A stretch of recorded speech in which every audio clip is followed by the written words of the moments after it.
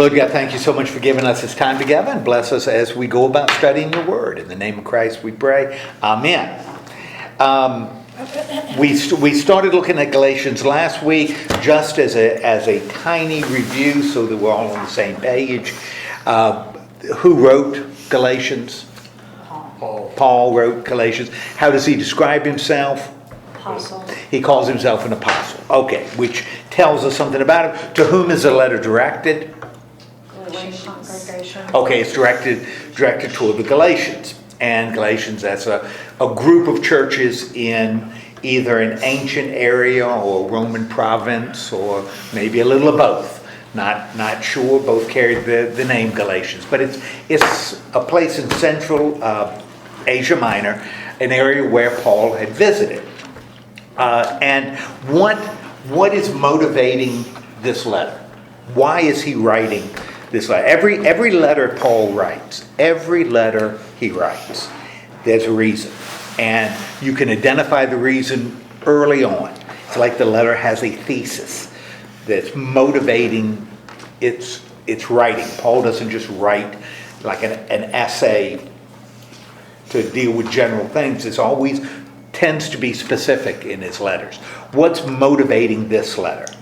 The people were getting secondhand information. Okay, they're getting secondhand information. Now, it's really interesting. How does Paul describe what's happening in the Galatian church? Because you're right, Ed, that's exactly what's as a third person, if we were looking down, that is exactly what's happening. We've got people that are spreading other information. How does Paul phrase it? Do you believe in the message from men or from God? Okay, this is a big deal. The Galatians have abandoned the true gospel and accepted something else.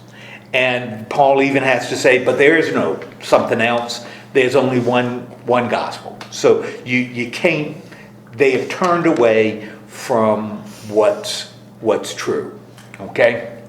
And following something done by human beings and not given by God. Okay? And then it's in a lot of detail. You know, if anybody brings you a gospel that is different from what I taught you, then you reject them. If an angel from heaven comes and gives you a gospel different, reject them. If I come back and say, ooh, I had a revelation, and give a gospel different, you should do what? Reject me. You know, because that's how important it is.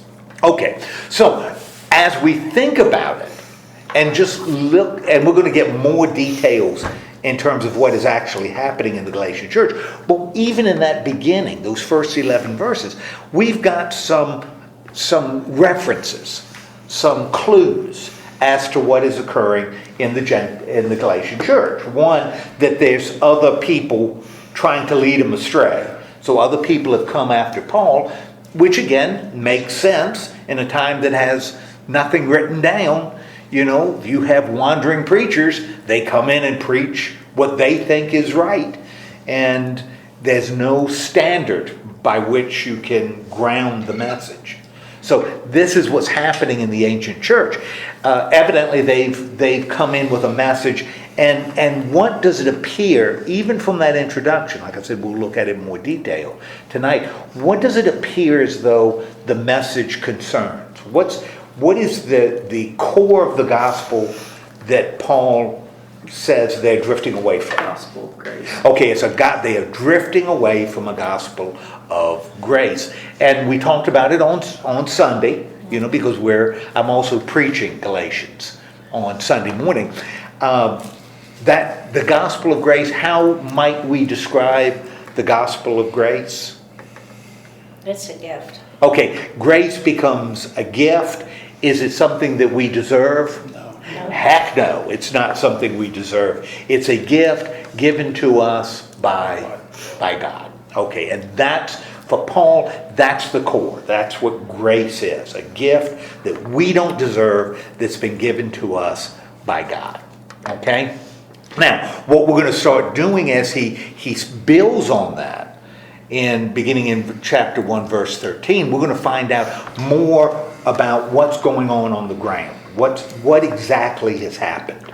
And as we do this, I'm going to kind of pause in different places because he gives us, in what he writes, he gives us a lot of clues. And there's a reason why he phrases things the way. And we can understand better what's happening by just looking at the way he phrases, his word choice and such. Okay, so we're starting at verse 13.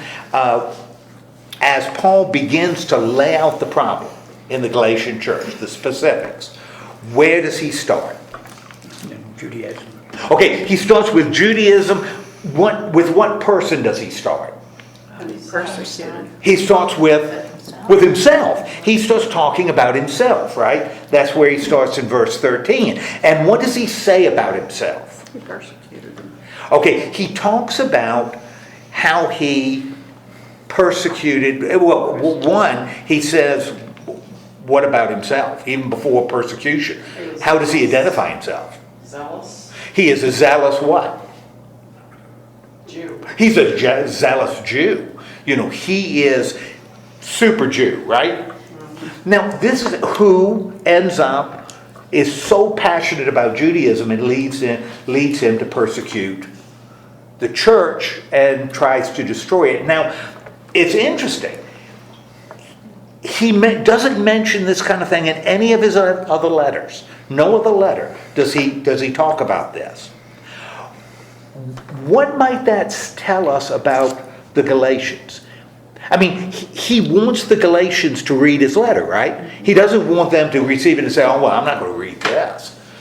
So he's trying to draw them in to read it, right? Because he wouldn't be writing it if his motivation was for them to not read it. Well, he's giving them the dirt on him just so that they can identify with him. Yeah. Why would he give them this kind of dirt? What does it tell us about them that he gives them this kind of dirt? To show that he was once bad and he could change, so therefore they can change. Okay, also. that he God was can do anything. He was bad in what way? Persecuted. Okay, he was persecuting, and what led him to persecute? Judaism, right? So maybe the fact that he's talking about being a Jew, and this Jew led him to do this, maybe that gives us a little insight, and we're going to find out that's right, into what these folks who are coming in are kind of sharing with them. Now, I alluded to it last week. One of the things that it appears as though they're doing is saying you can be a Christian with faith, but if you want to be even a better Christian, you should start doing what? You should start obeying Judaism. You should start obeying the Jewish law. Faith is fine, but it's completed by obeying the law. And what law should you start with? Number one law for the Jews. Circumcision. Circumcision. That's the promise to Abraham. That identifies a person as a Jew. So this is evidently what's happening. The fact that he's saying, look, guys, they ain't no Jew better than me. There's no Jew better than me. That might give us some insight into what the group that's undermining him is saying, about the message and about himself. In fact, how does he describe himself as a Jew? He's persecuting Christians. How does he define himself as a Jew? More militant. He is more militant. In fact, he is more militant than what? Much more. Just as much. People of his own age. In other words, what is he saying about his Judaism? They're better than anyone else. He is a better Jew than anybody else. Anybody else his age. You compare him to other Jews his age, who comes out on top? Yeah. Paul comes out on top. Why does he come on top? How does Paul define this zeal for Judaism? Following the traditions. Okay, he follows the traditions. Now, it's really interesting. He says, when he describes that, he says, what about the tradition? The traditions of who? His ancestors. Of his ancestors. He doesn't say the traditions of our ancestors, right? Which again tells us something about the Galatians, right?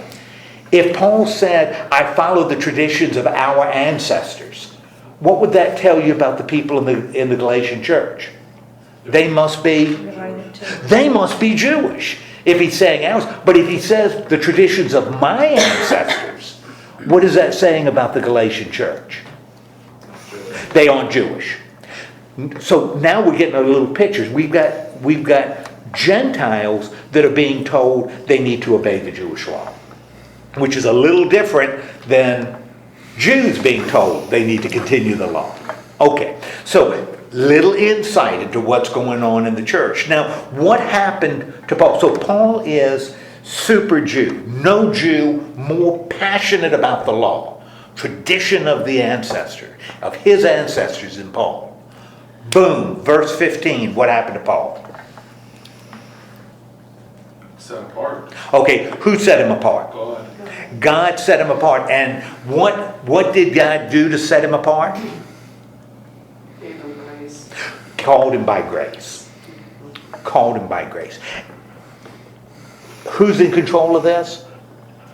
God did it. So it wasn't that Paul found God or that studying the scriptures came to a new awareness. God, what? Intervened. And he called Paul by grace, right? And what else did he do? Revealed his son. He revealed his son. Now, if we turn to Acts, what is Paul describing here that we saw in Acts? What situation did we see in Acts to which Paul is alluding? Is it John being baptized? Well, could be John. What happened to Paul in Acts? Or is he blind? Blinded, Damascus, going to Damascus Road, blinded. Jesus says, why are you persecuting me? The experience on the Damascus Road, right? Now, he doesn't go into detail here about that because he doesn't need to. All he needs to establish is what? God did it for him, and it involved Christ. It involved Christ. Okay? And in fact, why did God do it? God called him by grace, revealed to him Jesus, but there was a purpose in it, right? He didn't want to proclaim it to the Gentiles. To proclaim it to the Gentiles. Now, if I'm right, and that little use of pronoun is really kind of important, that he says my ancestors versus our ancestors. If God called him on the Damascus Road, called him by grace to take the message to the Gentiles, who does that include? The Galatians. So God called him to take the message to the Galatians and to the Corinthians and to all these other Gentile communities that are around. Okay? Now, just to make sure, because this is, like I said, one of the things when you look at Paul, it's important to remember that Paul is a plotter. He doesn't move quickly. He repeats himself, but often repeats himself from a slightly different angle. So he's already said God has called him, right? By grace, shown him Jesus to take the message to the Gentiles. What does he say was not the source? Now, he's established that, but he feels the need to explain what was not the source of his call and commission. Not confer with humans. He didn't confer with human beings, which means, and in fact goes into detail about it. Didn't confer with human beings because that might suggest what? If he conferred with human beings. It wasn't spiritual. Yeah, the call wasn't from God, it was from Human.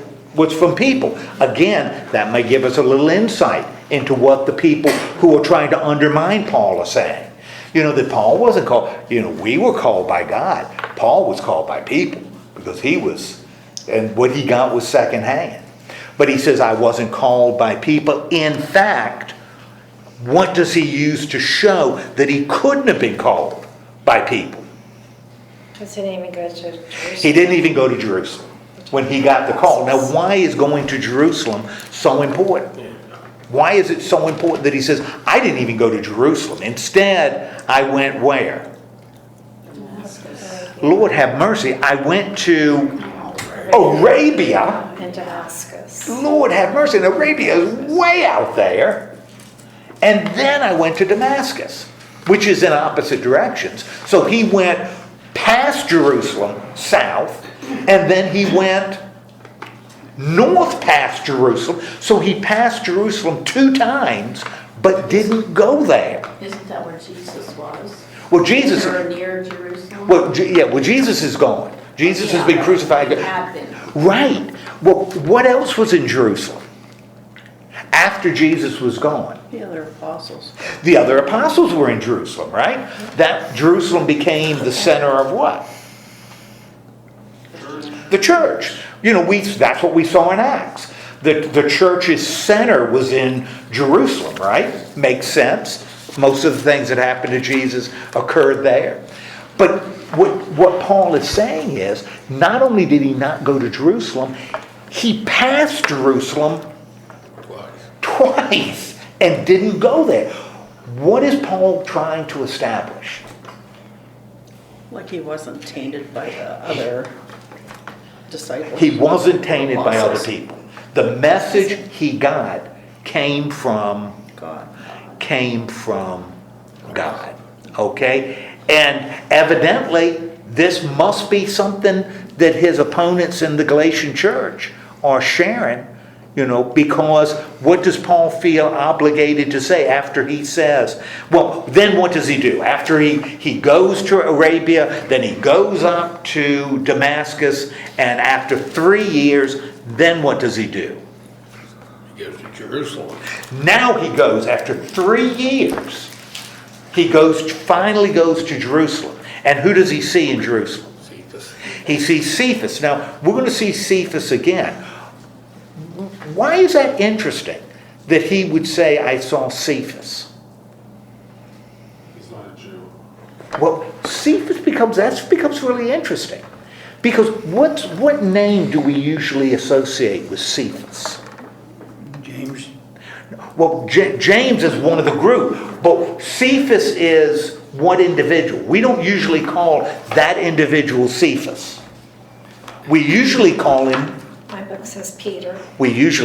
Peter, because Cephas is rock in Hebrew. Petros is rock in Greek. We usually call him Peter. But right here, Paul is using the Jewish nickname. It's a nickname.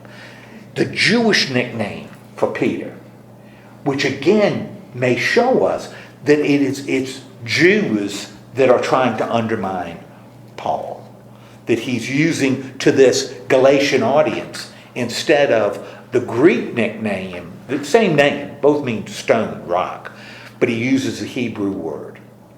Okay, just interesting that Paul would choose that. I mean, Paul is choosing. He could call him Peter anything he wants, but he chooses to call him Cephas. You call him Peter in other places. In the Corinthian letters, he calls him Peter. Here, he's calling him Cephas. Same individual. So finally he goes, after 3 years, he goes to Jerusalem and sees Cephas, right? And he sees James, but he makes sure he mentions what? He's the brother of the Lord. The brother of the Lord. But not any other person. Didn't see anybody else. Didn't see anybody else. Okay? And evidently, this must be something the opposition is using to undermine him, because what does Paul feel obligated to say after he says, I didn't talk to anybody for 3 years, and then when I finally went to Jerusalem, I only saw 2 people. I do not lie. I do not lie, which must mean there's somebody saying he's lying. Somebody must have said that's not the way it happened. So Paul says, look, I just said this. I'm not lying to you. Then where does he go? Syria. Now he goes to Syria and a place called, yes, okay. And to this point, he's still unknown where. They still don't know him where. Churches of Judea. He doesn't know, they don't know him churches in Judea, which means he hasn't been in the area around Jerusalem. He went to Jerusalem, but he's been active in areas outside of Judea. In fact, what was his reputation in Judea? Formerly persecuted Christians. Okay. He was seen as a persecutor of Christians. Okay, that was his reputation. When they heard the change, what was their response? They were glorified him. They glorified God because of him. Okay, didn't glorify him, glorified God because of him. Now, Paul is giving his little personal history, right? What is the purpose of all this history that Paul is offering about himself? What's the purpose? Why is he doing this? He doesn't do this in any other letter. Why is he doing it here? All this history about first how he was a great Jew, and then how after the conversion he didn't go to school. He didn't go to the apostles and say, teach me about Jesus. Why is he doing that? Trying to build some credibility. Okay, how is this building credibility? I think you're right, Jake. I think that's exactly. How does this build credibility? Because You know people in common. What's that? Okay, he knew people in common.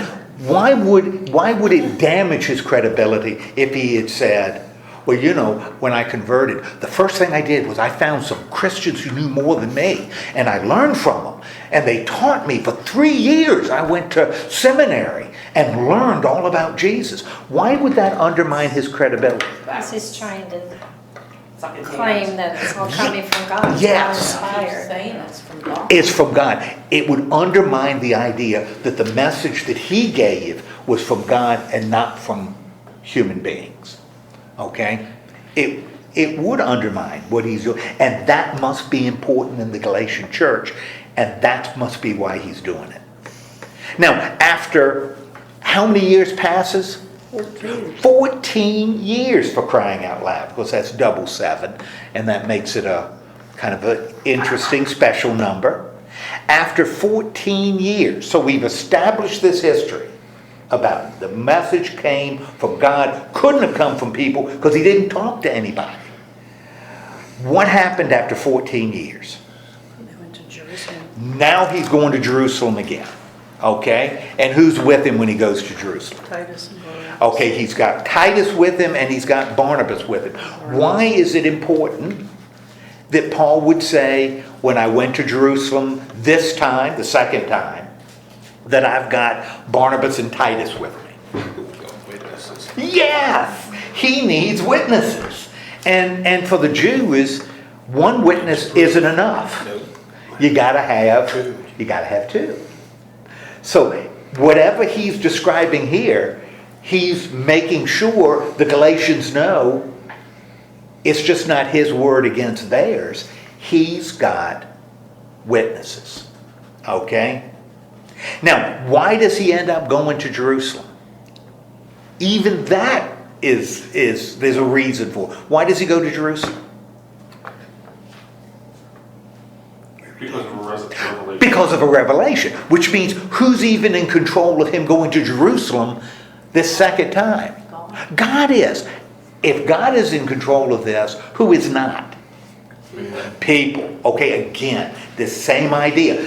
I'm functioning because God is leading me. I am not responding to what people are telling me. I mean, he keeps on hitting the same drum over and over again. And what does he do when he gets to Jerusalem? Lays out the gospel. Okay, he lays out the gospel to whom? Acknowledged leaders. Okay, he's laying out the gospel to acknowledged leaders, who would be people like, Pharisees. well, the leader. What leaders? That's good. Thank you. Church leaders. Church leaders, I think he's talking about. I went to Jerusalem. I laid out the gospel in front of church leaders. That would include people like the apostles, like Peter and James. And so he's laying out the gospels. Now it's really interesting. He's not asking for permission, right? He's not going to them and saying, what should I be sharing? What is he telling them? what he is sharing. He's laying out the gospel, he's presenting, right? What happened at this meeting?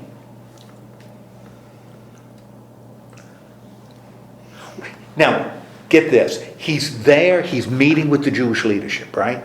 The Christian leadership. All of whom are Jews in the city of Jerusalem.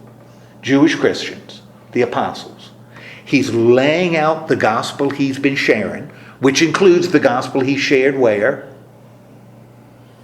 To the Galatians. He's sharing that. What does he say happens at the meeting? Or what does he say didn't happen at the meeting?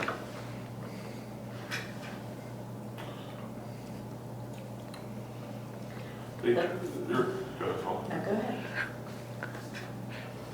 Who's with him at that meeting? Titus, Titus is with him. Neither Titus and Barnabas. They're witnesses, right? circumcised. Ah, Titus must be what?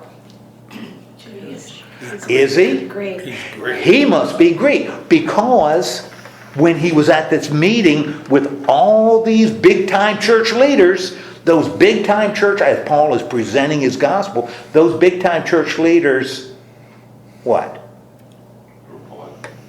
What did they not do? Circumcised. They did not compel Titus to be circumcised. They didn't tell Titus, you need to be circumcised. Why would he make that point? Why is that such an important point for him to make? Because it's a bone of contention. Yes, that's what the guys, we're going to find out later, the guys from Jerusalem are telling the Galatians to do. You got to get circumcised. The head, the leaders of the church didn't compel a Greek in their midst to get circumcised. Really cool. In a very subtle way, he's undermining what? Jewish law. The Jewish law. These people that are coming into the Galatian church saying, you got to get, you want to get circumcised. The church leaders didn't even believe it because they didn't do it with Titus. Now, he does say what happened at that meeting.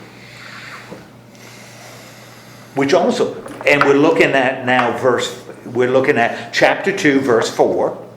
He's had this meeting laid out in front. Didn't ask him permission, didn't ask for guidance, laid out the gospel he's sharing. The leadership did not compel Titus to be circumcised. What happens later in this meeting, though? He said they contributed nothing to him. Okay, who did? Who shows up? Leaders, authorities should False have. brothers. Okay, false brothers and sisters, right? In verse 4. False brothers. Now, we're not going to need to strain any brain cells. What's Paul's opinion of these folks that show up at the meeting? That they're spying on him. Yeah, that these aren't good guys, right? He doesn't say there were believers who had a slightly different opinion. He calls them what?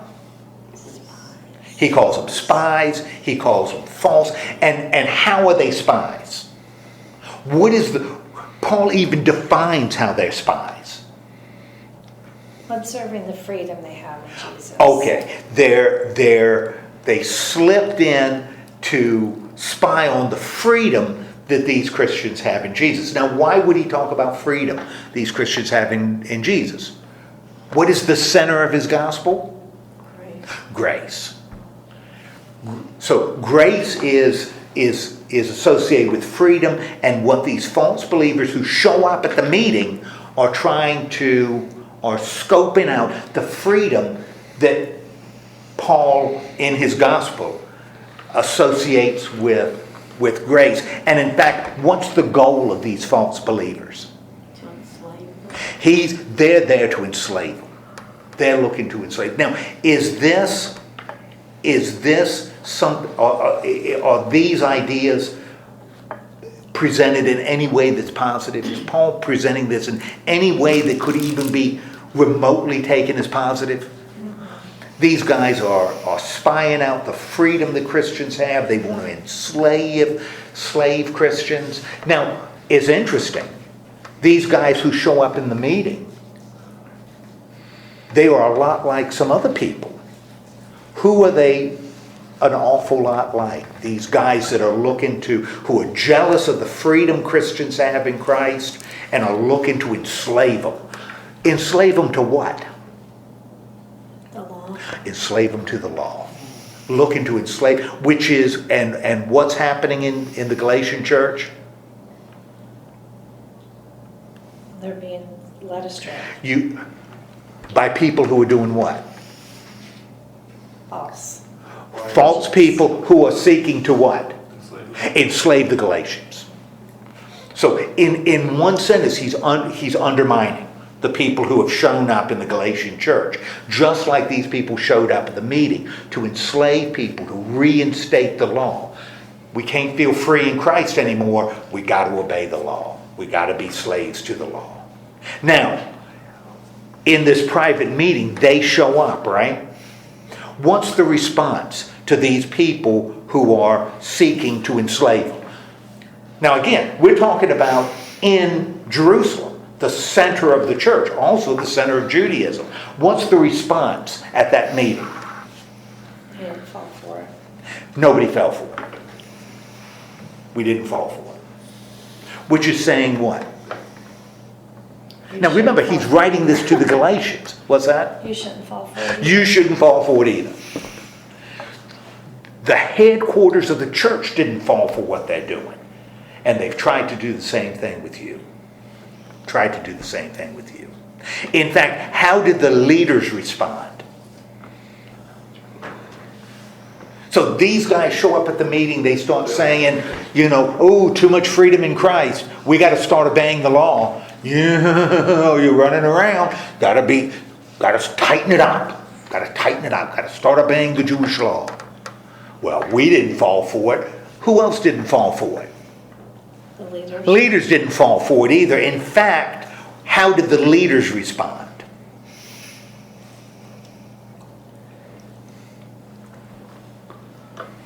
And God shows no partiality.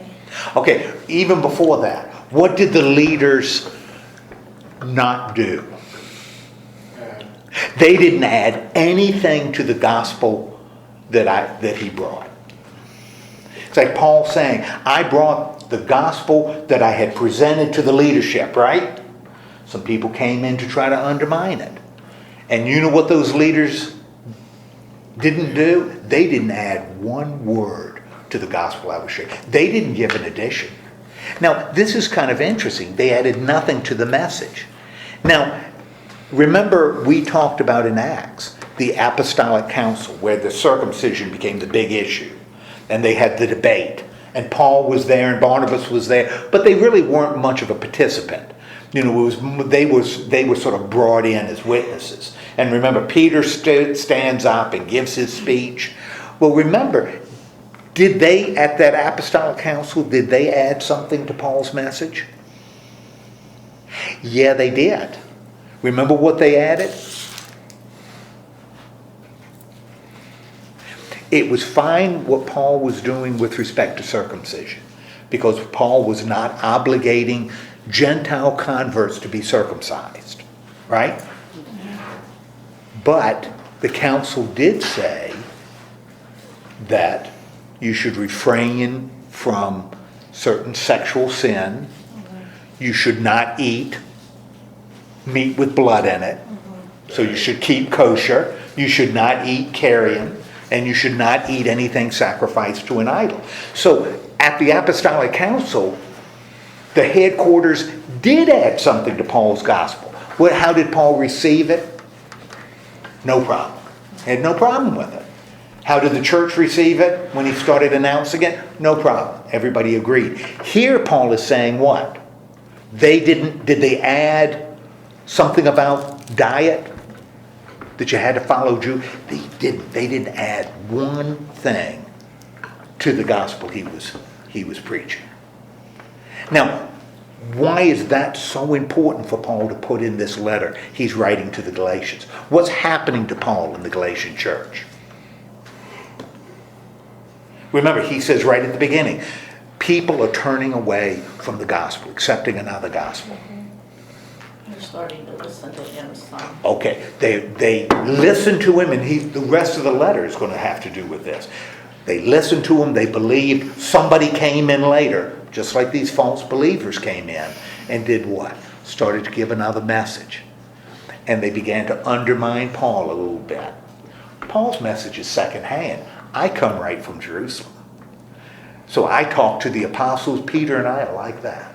I got the message from the guys who were with Jesus. And what Paul says is fine. But if you want to be even better, you need to obey the law. And that's what I heard from Jerusalem. And that's what these people are doing. And Paul cannot tolerate that. And we're going to find out in a minute why this is so crucially important. Okay, so nothing, in fact, instead of correcting Paul, so they don't correct him, they don't add anything to him, how do they respond? Verse 7. Not only do they not correct Paul and say, well, you're 90% right, but you need to tighten up on that 10%. What do? Instead of correcting him, what do?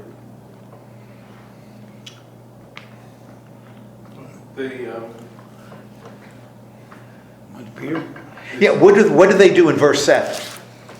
They saw that he had the responsibility to preach to people who weren't circumcised. Not only do they not correct him and add anything to his gospel, what do they end up doing here? They commission him to go and preach to the Gentiles. And in fact, Paul's going to preach to the Gentiles. Who's going to preach to the Jews? Peter's going to. So they divided the world into two parts. Peter takes the gospel to the Jews. Paul takes the gospel to the Gentiles. What do the pillars of the church end up doing? Recognizing They end up recognizing what? that Paul had grace. That Paul had the gospel of grace. That's what the leadership said. Okay? The only thing they added to that had nothing to do with obedience, had nothing to do with gospel. What's the only suggestion that they made? The only thing they asked of Paul. Didn't ask Paul to start having Gentiles circumcised. Didn't even ask Paul to make sure they maintained dietary laws. What's the only thing they asked Paul to do? Remember the poor. To take up an offering for the poor. That's the only thing they asked him to do. Everything. Whoa. Yes, okay. Where are you at? Verse 10. Chapter 2, verse 10. Verse 9 and 10.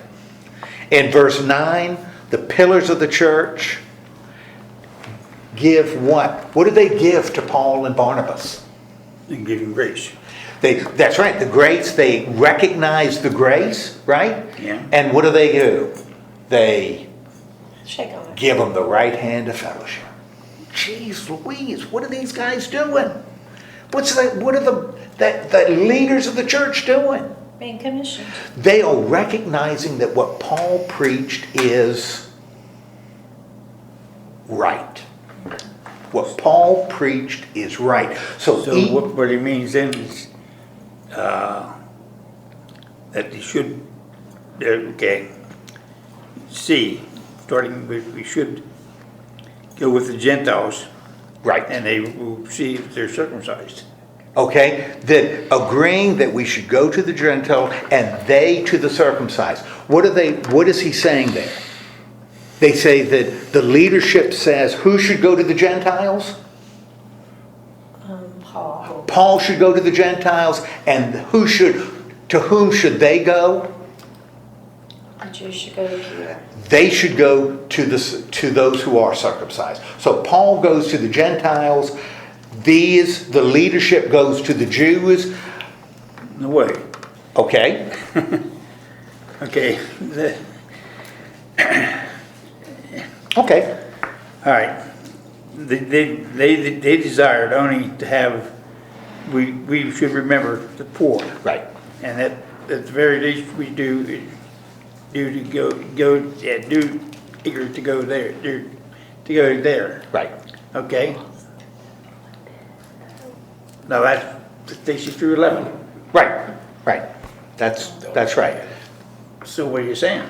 I'm saying that the head, the Jewish leader, or the Christian leaders, the leaders of the church, who are Jewish, the apostles are Jewish, the leaders of the Christian leaders of the church, when Paul was there, how did they respond to his message? Thumbs up. Thumbs up. In fact, they even told Paul, we're going to commission you to do what? Take the word to the Gentiles. Take the word to the Gentiles. We, on the other hand, will do what? Take the word to the Jews. So we're dividing responsibility. But are they changing his message? They aren't changing his message at all. Therefore, if somebody shows up from Jerusalem and says, we represent the leaders of the church, are they going to be undermining his message? I mean, if they are true, if they say something different, right? But should they? The leaders of the church have endorsed his message. So anything that undermines it, regardless of what they claim, those people are not telling the truth. And we know that because who was there? Paul was there, and who else? Barnabas was there, and who else? And Titus was there. We got two witnesses. So Paul isn't making this up. He's got two witnesses that this is what happened. The only thing they asked him to do is to remember the poor. And Paul even says, when they said, remember the poor, what was Paul's response to that? In verse 10. Remember the poor. Yeah, and how did he feel about it? Was he against that? No, he said. No. He says, that's what I want to do anyway. So what has Paul done? First, he established that the message he got was not from human beings, right? The message he got came from God. How was that message received by the church leadership? By the apostles themselves, the ones who were with Jesus. How did they respond to his message? With approval. With approval. They approved his message. Okay. And defined his mission. Now, what happens, what occurs, verse 11, what occurs in Antioch? He opposes Peter. Okay, Cephas, Peter, again, using the Hebrew name, comes to Antioch. And what does Paul say he has to do? Oppose him. Paul had to oppose Into his Peter face. to his face, which is interesting. I think this is sort of a little elbow, because the people who are undermining Paul are not doing it to his face. They're doing it where? Behind his back. Behind his back. They're undermining him behind his back. But Paul says, I confronted Peter. I didn't undermine him behind his back. I confronted him face to face. Why did he have to confront Peter face to face? What does Paul say he needed to do? Why did he need to do it? Because he stood there self-condemned. Because Peter was self-condemned. He did something that condemned himself. I didn't condemn him. What Peter did condemned him. Now that must be pretty important, right? Mm-hmm. Okay, so we got to figure out what that is. Now, what's the situation that leads up to the confrontation? I'm in verse 12. What's the situation? Even eating with Gentiles. Okay, you've got in the Galatian church, which we already said were probably made up of Gentiles. This kind of confirms it, right? They are in the church in Antioch. And what are they all doing? Sitting there eating. They are all eating together, which means Jews are eating with Gentiles. Jews are eating with Gentiles. And everybody, why are Jews eating with Gentiles? Because everybody in the room is what? Is a Christian. Are the Gentiles circumcised? No. That's why they're Gentiles. You got circumcised folks, you got non-circumcised folks, you got Gentiles, you got Jews, and they're all eating together because they are all what? Christians. Christians.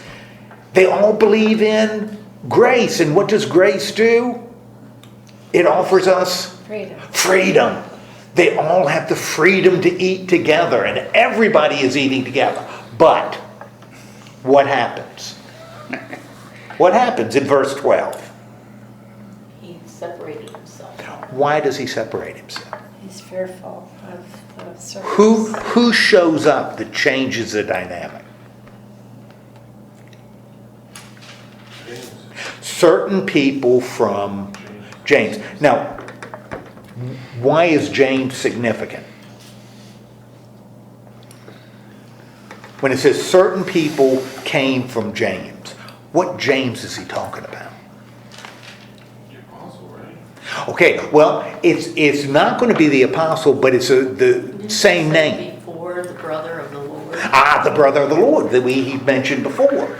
So we got people. Now, where was the brother of the Lord? Where was he located?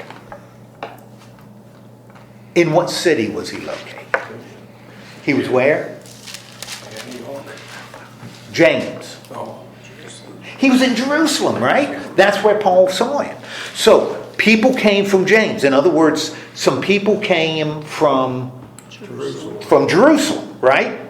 From church headquarters. Now, Paul has already established what about church headquarters? How do they feel about his message? It's fine. His message is fine. But some people come from James, at least claiming they come from James, and they show up. And when they came, it doesn't even mean that they did anything. He doesn't even say that they did anything. But when they showed up, what did Peter decide he was going to do? Well, not Paul. What did Peter do when these people came from James? Good Jewish people from James. He did what? He separated himself, moved away from them. He changed tables. He kind of has the habit of that, doesn't he? Peter? Yeah, because he denied Jesus, good. oh, no. And then this Yeah. comes and he gets kind of like he's Nervous. kind of like OCD. scaredy cat, Yes. He doesn't like to be judged by other people or put himself in a position where he could get hurt or... We kind of get this perception of Peter being brave. Yeah, but he's not. But he's not.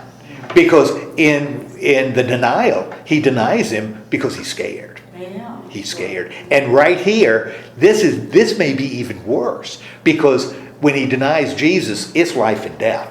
And Jesus hasn't been raised. But here, why does he separate himself? When these and Paul doesn't even mention that these guys from James are sharing anything. All they are Jewish Christians from church headquarters shows up. But Peter feels he needs to change tables. Why? I don't think he wants to be judged by man or He doesn't want to be judged by Jews. by Jewish Christians. He doesn't want the Jewish Christians to look down on him. So what does he do? He moves to another table. Hey, Debbie, we watched a movie last night. As I was looking at this, I was thinking about the movie we saw last night. We watched Stagecoach. The old Stagecoach. Great movie. John Wayne. First big John Wayne movie. Stagecoach. John Wayne's great. Yeah. He's in as good. What situation do you think reminded me of what was happening here? Remember Dallas, the woman who was, she's supposed to be a prostitute, but this was 1939, so you don't mention it. But she's on the stagecoach, and what do people start doing to her when she's on the stagecoach? Or when she's eating dinner? They'll move away from her. They move away from her. They move away from her. Why do they move away from her? Because they think she's tainted. Yeah, don't want to be around her. And that's what Peter is doing. That's what Peter did. He just changed tables so he could eat with who? Or with whom? The Jews. So he could eat with the Jews. So now we have the Gentile table and we got the Jewish table.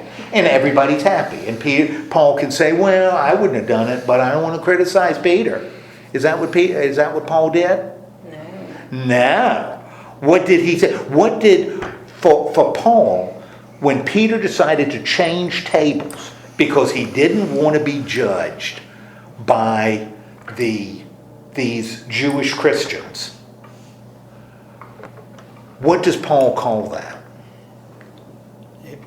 He calls it hypocrisy. He calls it hypocrisy. And the hypocrisy was so deep among the Jews that were Jewish Christians who were there. And he was a Jewish Christian, right? I mean, he had a background in Judaism. Who else was affected by that? Not only was Peter, but who else? Barnabas. Barnabas was. Now, remember when we saw in Acts, when we read in Acts, when Barnabas and Paul split up, they kind of agreed to split. And Barnabas went to Cyprus and Paul continued on his journey and everything was, we get no sense of tension. But here we get a different impression of why Paul and Barnabas broke up, why they no longer were a team. It's because what did Barnabas do? He changed tables as well. And why is that such a big deal for Paul? In verse 14, why does Paul say this is hypocrisy? You're not consistent with the gospel. You are not, what they are doing is not consistent with the gospel. How is it not consistent with the gospel? He says if you live like a Gentile and not like a Jew, how can you compel the Gentiles to live like Jews? What is at the core? Right. What is at the core of the gospel? Grace. Grace. As an example, and they weren't. And they weren't. They weren't showing, and even something as little as that for Paul, changing tables so that he doesn't want to offend Jews and Jews won't judge him. Something as little as that. Paul needed to say what? This is not going to wash. And what does Paul end up doing?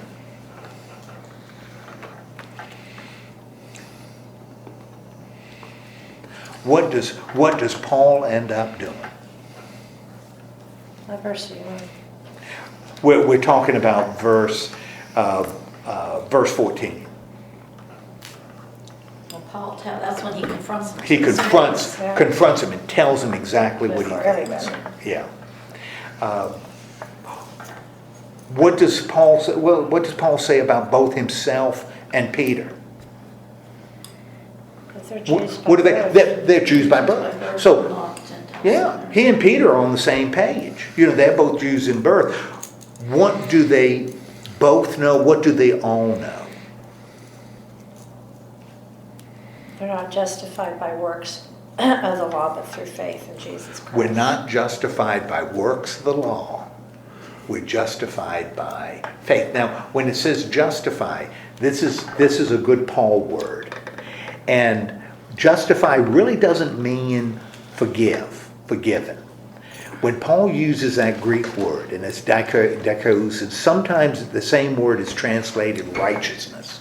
Sometimes in English translated, but it's the same word. Whenever you read something by Paul and you hit the word justified or you hit righteous, it's the same Greek word. It's the same word in Greek. They just decide to translate it in two different ways for reasons I don't understand, but they do. It is the same Greek word. That refers to relationship. It doesn't refer to forgiveness. In other words, a justified person has what? What? Has grace, is in a relationship with God. To be made righteous is to be put in a right relationship with God. That's what justified means. So we are put in a right relationship with God through what? What puts us in a right relationship with God? Faith. Through faith, right? It's not based on works. And what would Paul include in works? Works of the law. Works of the law. Like circumcision. Like circumcision. Now, there's a logic to it. Since righteousness has to do with relationship, the relationship with God is made complete through faith. And what is faith? Trust. Faith is Belief. trust. Therefore, we are in a right relationship with God. Who initiates righteousness? God. God does. God initiates righteousness. How is that relationship made complete? We respond. When we trust that it's there. When we trust that it's there. Relationship has to, for a relationship to be full, you got to have two legs, right? I mean, if I fell in love with Debbie, but Debbie didn't like me, There would be no relationship. there'd be no relationship, right? You know, therefore it's got to be two sides to have the relationship. God has established a relationship with us, and what's amazing is all we have to do is trust that it's there. That's it. Just trust that it's there. That's pretty easy. That's not complicated. That's not work. It's not like getting circumcised or following dietary laws or having a conversion experience or making certain promises or giving certain organs to God. It's just trusting that it's there. That's it. And we are now in what? A right relationship with God. How does Paul restate that same point? We have come to believe in Christ so that we might be justified by faith in Christ and not by doing works of the law, because no one will be justified by the works of the law. Now, are the works of the law bad? Yeah. Heck no, they're not bad. What's the problem with works of the law? They just don't do anything. They don't accomplish what you think they're going to accomplish. They're not making you better in the sight of God. They're just not. And if you're a Gentile, you probably don't want to be circumcised. You don't need to. If you get circumcised, that's fine. But don't get circumcised because you think that's going to do what to you? Savior. Save you or make you even better in the sight of God. It ain't going to do it. You know, it's just not going to do it. Why would it not do it? Because the gospel is grounded on what? Grace, not works. Grace made complete through faith, but not grounded on works. You don't earn it. You don't earn grace. Dear for all my thinking. It's there. It's already there. All you have to do is what? You just have to trust that it's there. And then you got the relationship. Then the relationship is complete. That's amazing. Now, to prove his point, verse 17, how does he present the alternative? Okay, this is what I'm saying. Let's look at the other side, because Paul is a plotter. You know, he's made the point, but he's going to approach it from the other stand, from the other side. What's the alternative? To be found as sinners. Okay, what? Instead, in their effort to be justified, they end up being found sinners. Oh, good. Let's take it from the other side. Let's pretend we can be justified. We can be put in a right relationship with God by works, by doing what is good. What happens when we fail? We're short. We come up short, right? Which means we remain sinners, right? Separated from God. Now, if that's what Jesus came to do, then Jesus, in a sense, becomes what? Servant of sin. He becomes a servant of sin because his coming didn't accomplish anything. If it's still up to me and I fail, then Jesus has done what? Nothing. Jesus has done nothing. In fact, as he kind of brings it into a landing, what would we actually be doing? So Jesus accomplished nothing. He didn't save us from our sins. What's the problem when we start adopting this law? What does he say is the problem in verse 18? If I start adding anything to the gospel, this gospel of grace, and it doesn't matter whether it's circumcision or something else, what is the problem? But you're a transgressor. What am I actually doing? Yeah, I am becoming a transgressor, but how am I becoming a transgressor? What am I doing according to verse 18? Continuing to sin. When I Building up things, or building it up that have been torn down. Yes, what had been torn down? The law. The idea that you gotta do stuff to be right with God. With the gospel of grace, that whole thing was torn down. Torn down. You can't earn it, you can't deserve it. Torn down. We are free in Christ, right? When I add a law, what am I starting to do? When I'm starting to build it up again, right? If I start adding anything to grace, I start building up the wall, right? It was torn down. And now what have I done? I've become a transgressor because I'm going to focus on the law and not living for God. That becomes my focus. How has, and again, Paul ties up this because he's going to shift his argument in the next chapter. How has this changed, this awareness? How has this changed Paul personally? Because he starts talking in verse 19 in first person, right? How has this changed him personally?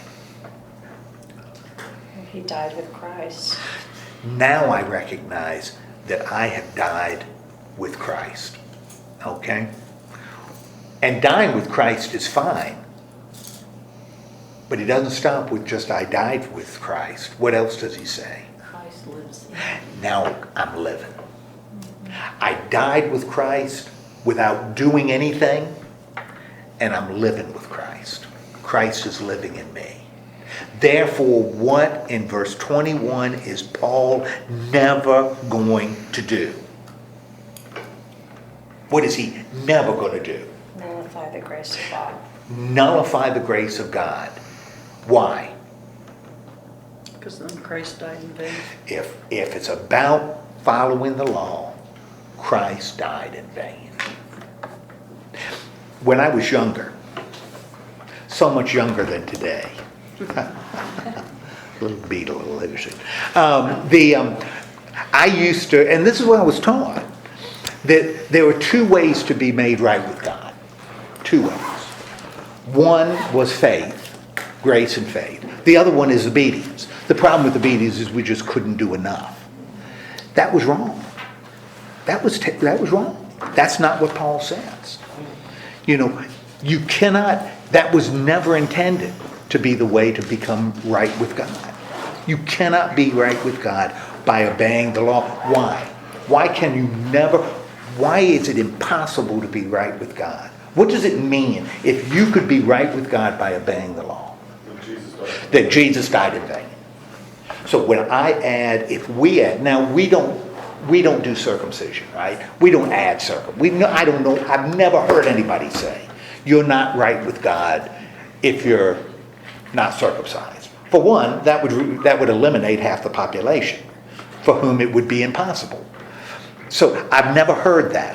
But what kind of laws kind of slip into Christianity that Paul might react to with the same fire, that this is being added to grace? You have to be baptized. Oh, my goodness gracious. I know churches where they say, You have to be saved. you got to be baptized.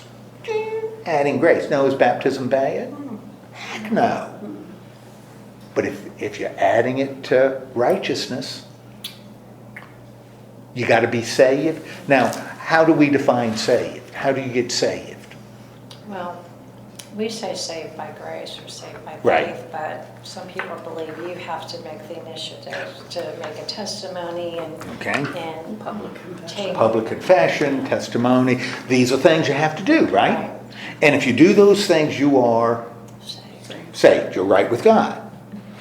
What would Paul call that? Law. He'd say that's part of a new law. And the minute you start building new law, speaking in tongues, same thing. Got to speak in tongues. Now, you can be a Christian and not speak. But if you speak in tongues, that makes you even a better Christian. What is Paul going to say? Adding to grace. You're adding law to grace. And when you add law to grace, what are you saying about Jesus? He didn't need to die. He didn't need to die. It was all irrelevant because you could do it on your own. Therefore, his death was meaningless. Jake, you said last week, is this a big deal for Paul? Is it a big deal for Paul? Yeah. Something as small that we might overlook or just say, well, it's what they believe. For Paul, this isn't just, we can just ignore it. It's just a different opinion.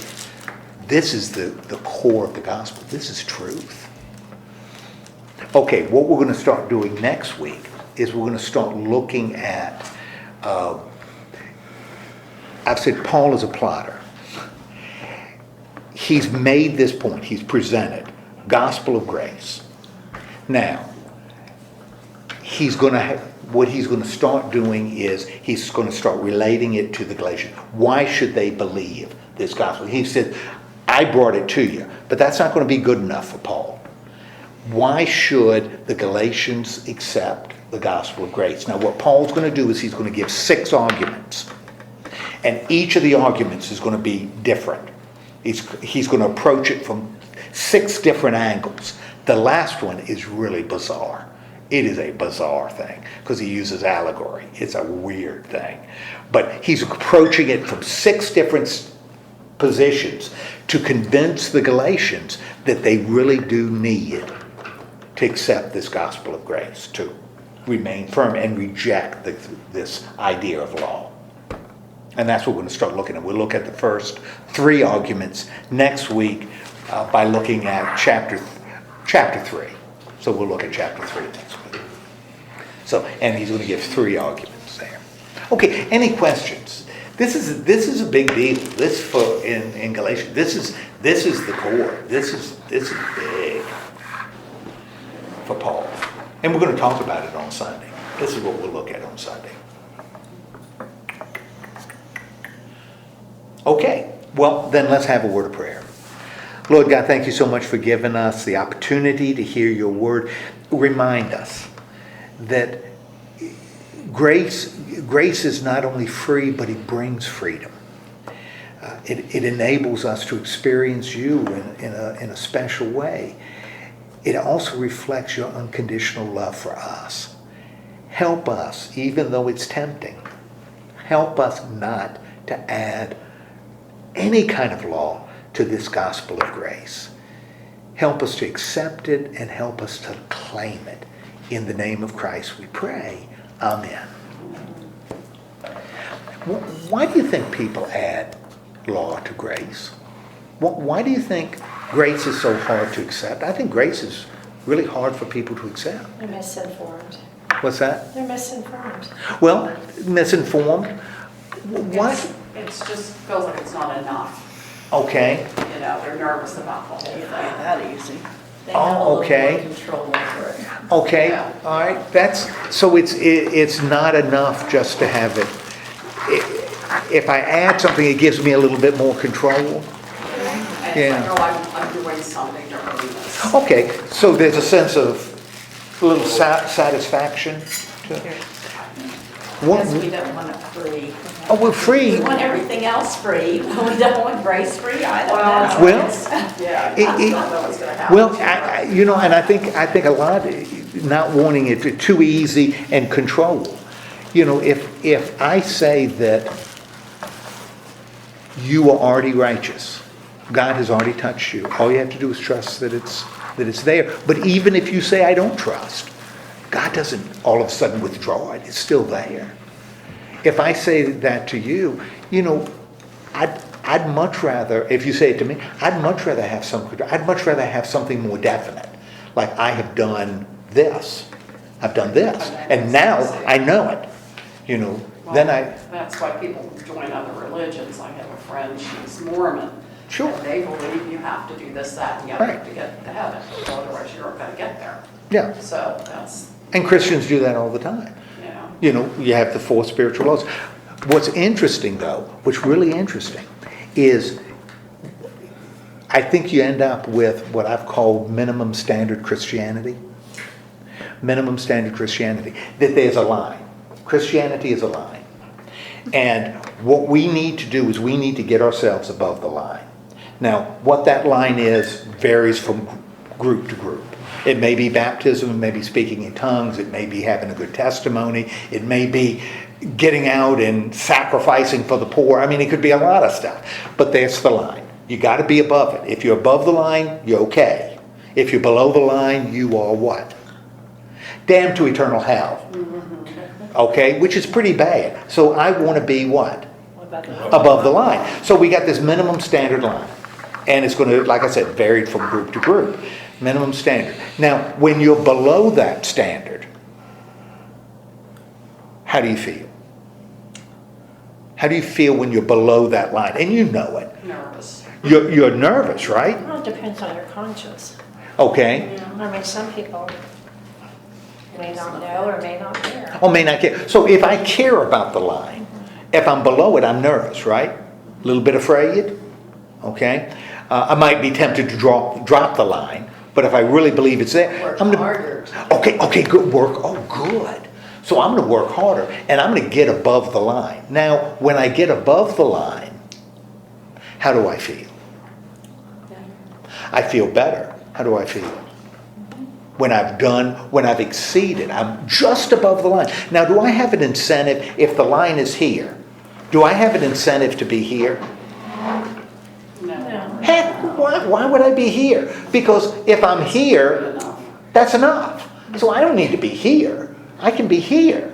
And that's enough, right? And when I've done enough, I feel, heck, when I've done enough on Saturday night, and I've got the sermon written, already done, how do I feel? Relieved. What's that? Relieved. Relieved! I feel great! I feel great because I have done what is necessary. When I finally send the PowerPoint slides to Jake, I feel good because I have done what I need to do. And that makes me feel good. Minimum standard You Christianity. have to let him know you got them. You never had a, I wouldn't feel right until I had word I got them. Well, they've always gone through. Yeah, they always go. Now, I'll tell you, what does grace do? That's minimum standard Christianity. What does grace do? carry over. Grace erases the line. The line doesn't exist anymore. Doesn't exist anymore. Because there's nothing you need to do. It's already been done. Nothing you need to do. It's already done. Now, that's scary, right? Because I don't know that I've done enough. But it's not about what I've done. Now, on the other hand, if there's no line anymore, why do I respond? Why would I respond? Now, before, when I responded to do what? Get myself above that line, to do enough to get saved. Now, why would I respond to God? Greatness of love and faith. Now I'm responding as a way of thanking God. Now I'm thanking God by my response. Appreciating what God has what? Already done. Now before, when the last standard was here, you said there's no incentive to be anything higher than right here, right? But if I'm responding out of thanks, then I may respond here, or here, or here, or here. Because it's not based on what I've done. It's based on my appreciation for what has been done. And I think that changes everything. That changes everything. But it's a hard message to convey. This is a hard gospel to convey because people want to be sure. They want to do enough. And that's what makes it so hard. Okay. That's what we'll talk more about it next week. So thank you. Thank you for your patience and endurance.